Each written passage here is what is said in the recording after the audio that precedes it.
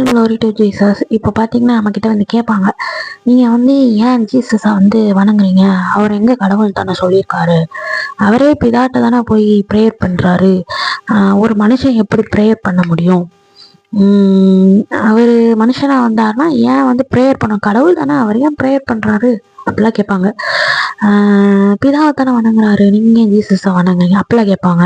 But அவங்களுக்கு வந்து Bible knowledge கிடையாது, அதனால் அப்படி கேட்காங்க. அவங்க எப்படின்னா நிறையா கேட்டிருப்பாங்க, சில பேர் சொல்லி இந்த வார்த்தைகள்லாம் கேட்டிருப்பாங்களே தவிர உள்ளக்கு என்ன இருக்குன்னு ரிசர்ச் பண்ணி பார்த்துருக்க மாட்டாங்க. நேராக நம்மக்கிட்டேயும் வந்து அப்படியே கேட்பாங்க, நீங்கள் அப்படி பண்ணுறீங்க அப்படி பண்ணுறீங்கன்ட்டு. ஸோ நம்ம பைபிள் எடுத்து பார்த்தோன்னா அழகாக இருக்குது. யோவான் 1:1 ஆதியிலே வார்த்தை இருந்தது, அந்த வார்த்தை தேவனிடத்தில் இருந்தது, அந்த வார்த்தை தேவனாக இருந்தது அப்படின்னு சொல்லி நம்ம வந்து வாசிச்சிருப்போம். அப்புறம் சொல்லியிருப்பாரு, அவர் ஆதியிலே தேவனோடு இருந்தால் சகலமும் அவர் மூலமாய் உண்டாயிற்று அப்படின்றதும் இருக்கும். ஸோ இதுலேருந்து என்னன்னு தெரியுதுன்னா, ஆதியிலே வார்த்தை இருந்தது, அந்த வார்த்தை தேவனா இருந்தது, தேவனோட வார்த்தையை தான் இவ்வளோ முக்கியத்துவப்படுத்தி அவங்க சொல்றாங்க. ஸோ இதை வந்து நம்ம எப்படி ஜீசஸோட கம்பேர் பண்ணலான்னு பார்த்தீங்கன்னா, 14வது வசனத்தை சொல்லிப்போம், அந்த வார்த்தை மாம்சமாகி கிருபையினாலும் சத்தியத்தினாலும் நிறைந்தவராய். ஸோ இந்த வார்த்தை நமக்கு நல்லாவே தெரியும், வேர்டு பிகம் ஃப்ளஷ். அந்த வேர்டு தான் நம்ம யாரும் சொல்கிறோம், ஜீசஸ்ன்னு சொல்கிறோம். ஸோ ஜீசஸை நம்ம வணங்குறது இதனால தான். ஜீசஸும் காட் தான், அவரோட வார்த்தை தான், பிதாவனோட வார்த்தை தான். ஸோ அது நமக்காக அவர் வந்து நம்ம ஒரே பேரான குமாரனை நமக்கு கொடுத்தார் அப்படிங்கிறதுலாம் பைபிளில் இருக்கு. ஸோ அவருடைய மகிமையை கண்டோம், அது பிதாவுக்கு ஒரே பேரானவருடைய மகிமைக்கு ஏற்ற மகிமையாக இருக்கிறது. என்ன சொல்லியிருக்கு, பிதாவோட மகிமைக்கு ஏற்றது, ரெண்டுமே ஈக்குவல் தான் அப்படிங்கிறது 14வது வசனத்துல இருக்குது. ஸோ இதை நம்ம ரெண்டு பேரும் வேறுபடுத்தி பார்க்கவே தேவையில்ல. ஒரு வசனத்துல கூட இருக்கு, நீங்க என்னை எப்படி மகிமைப்படுத்துறீங்க அது மாதிரி குமாரனையும் மகிமைப்படுத்துறோம் அப்படிங்கிறதும் கூட இருக்கு. ஸோ இதுல இருந்து நம்ம ரெண்டு பேருமே வேறுபடுத்த வேண்டிய அவசியமே இல்லை, ரெண்டு பேரும் ஒருத்தர் தான்.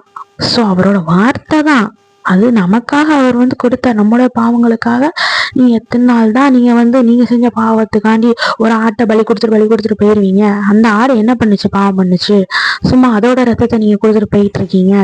அப்படின்றக்கா நீங்க எப்படியே விட்டா எல்லாத்தையும் அடிச்சு கொண்டுட்டு எல்லாம் உங்க பாவத்துக்காண்டி அடுத்த மிருகத்தை அடிச்சு கொண்டுட்டு இருந்துருவீங்க.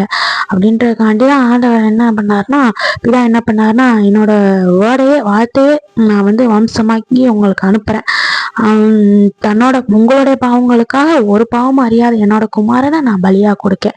இதுக்கப்புறம் ஒரு பாவ நிவர்த்தி பலி கிடையவே கிடையாது, இதுதான் கடைசி பலி அப்படின்னு சொல்லிதான் ஆண்டவர் வந்து தன்னோட வார்த்தையை மாம்சமாகி, அதாவது ஜீசஸ் அனுப்பியிருக்காங்க நமக்காண்டி. இதுல நம்ம வேற புரிஞ்சுக்கிறதுக்கு வேற ஒண்ணுமே இல்லை. ஸோ நம்ம மித்தவங்க கேட்குற கொஸ்டின் ஒரு அர்த்தமே இல்லாததாயிரும் இங்க இருந்து பார்த்தோம்னா. அதுக்கப்புறம் பார்த்தீங்கன்னா ஆதியாகமம் 1:27 பார்த்தீங்கன்னா சொல்லப்பட்டிருக்கோம், என்னன்னா அம்மாட்ட வந்து கேட்பாங்க, மனுஷனா வந்து எப்படி வர முடியும் ஒரு கடவுள் அப்படி சொல்லி கேட்பாங்க. அது என்ன மனுஷ ரூபத்துல வந்து கடவுள் வந்து நமக்காக நம்ம செஞ்சது எல்லாத்தையும் செய்ய முடியுமா அப்படி சொல்லி கேட்பாங்க. நம்ம பைபிள் அழகா வாசிக்கலாம். ஆதியாகமம் 1:26-27 தேவன் நமது சாயலாகவும் நமது ரூபத்தின் படியையும் மனுஷனை உண்டாக்குவோமாக.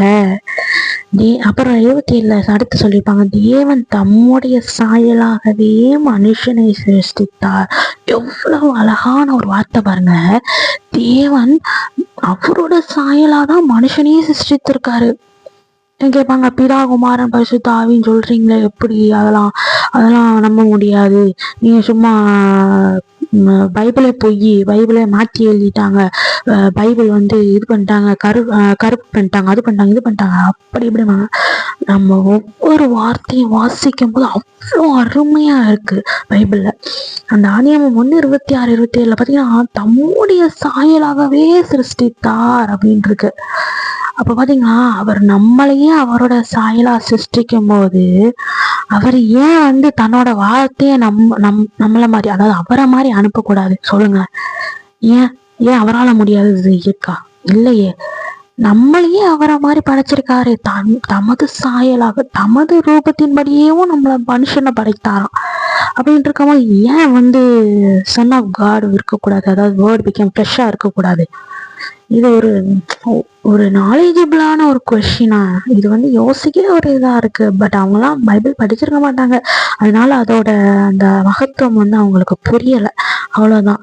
அதுக்கப்புறம் பாத்தீங்கன்னா ஒண்ணுல பாத்தீங்கன்னா, ஆதியிலே தேவன் வானத்தையும் பூமியையும் சிருஷ்டித்தார்.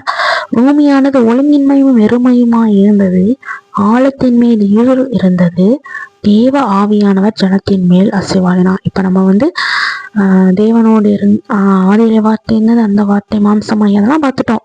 இப்போ வந்து பரிசுத்த ஆவியானவர் வந்து அவங்க இது பண்ணுவாங்க. ஏன்னா நீங்க 3 சொல்றீங்க, 3 கடவுளா 3 அப்படிம்பாங்க. அதாவது ஒரு கடவுள், அவருக்கு 3 தன்மைகள் இருக்கு, அவ்வளவுதான். அவருடைய வார்த்தை, அவருடைய ஆவி, அவ்வளவுதான். 3 தன்மைகள் தான் தவிர 3 கடவுள் அப்படிலாம் சொல்லவே இல்லை கிறிஸ்டியானிட்டியில.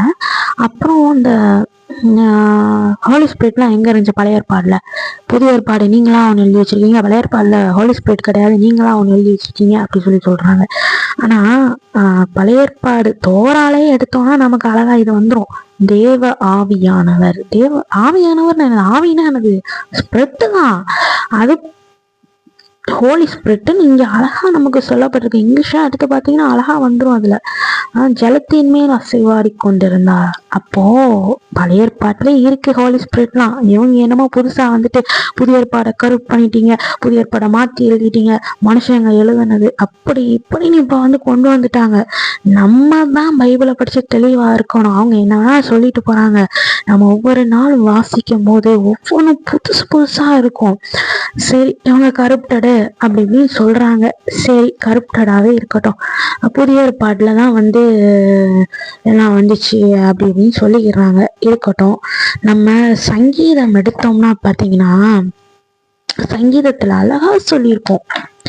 என்னதான் சங்கீதம் 33 எடுத்து பாத்தீங்கன்னா, 33:6 எடுத்து பாத்தீங்கன்னா அழகா சொல்லியிருப்பாங்க. அதுல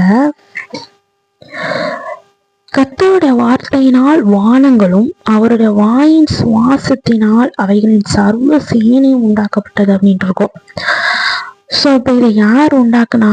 அவருடைய வார்த்தை. யாரு? கர்த்தருடைய வார்த்தையினால். அந்த வார்த்தையை அவங்க சொல்றாங்க, ஏன் சொல்லியிருக்கலாமே பிதாதான் படைச்சாரு, ஆகுக அப்படின்னு சொன்னாரு. ஆனா அங்க எல்லாம் அழகா சரி, கர்த்தருடைய வார்த்தையினால் வானங்கள் என்னது உருவாக்கப்பட்டது.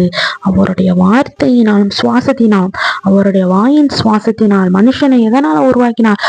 அவருடைய ஜீவ சுவாசத்தினால் நாசில் ஊதினார்னா இருக்குது. ஸோ இதுல இருந்து நமக்கு எல்லாமே தெளிவா அழகா புரியுது.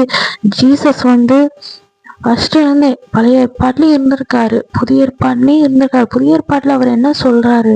பழைய ஏற்பாட்டுல என்ன சொல்லப்பட்டிருக்கு? ஒருத்தர் வருவாரு, ஒருத்தர் நமக்காக மரிப்பார், நமக்காக 3ஆம் நாள் உயிர்த்தெழுவார் அப்படின்னு தீர்க்க தரிசனங்கள் எழுதப்பட்டது இருக்கு. ஸோ அதெல்லாம் நிறைவேறுறதுதான் புதிய ஏற்பாடு.